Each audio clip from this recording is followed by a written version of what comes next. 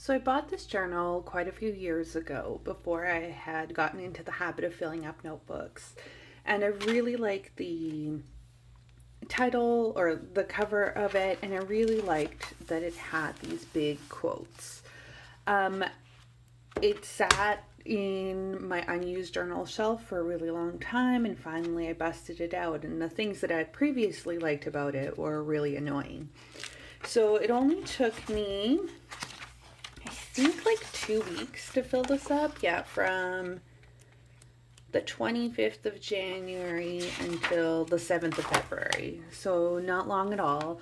Um, I didn't really like, while I like writing on the right hand side, it was really annoying because it felt like a lot of wasted paper. I didn't really use the little notifications at the bottom, but I figure I would do a quick flip through. It is legit just walls and walls and walls of text. I tried to add little stickers to denote new days, just to kind of break it up a little bit, but it wasn't particularly inspiring. The one thing I will say though is that the paper quality is amazing.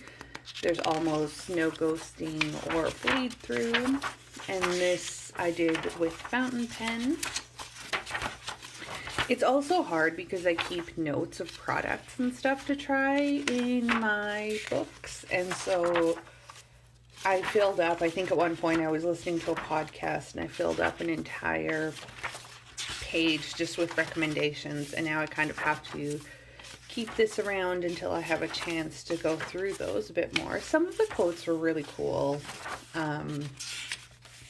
Took some notes on a podcast I listened to about 23 ways to add some luxury, Robert Oster recommendations, because ink's forever and always.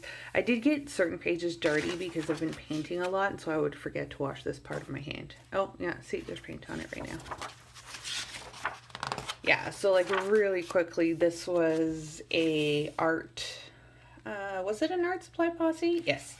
It was a pen addict podcast that led me to an art supply posse podcast all about brush pens.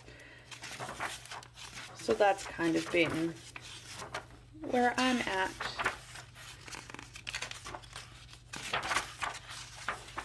I started doodling a little bit too, just to sort of break it up. I wish I had done that earlier on in the book. And this purple is actually from this Muji pen, which I really like. But yeah, I don't know. It's not my favorite. Like, I'm glad I used it. I'm glad it's not sitting on the shelf anymore. And then I just included a card from a local journal maker.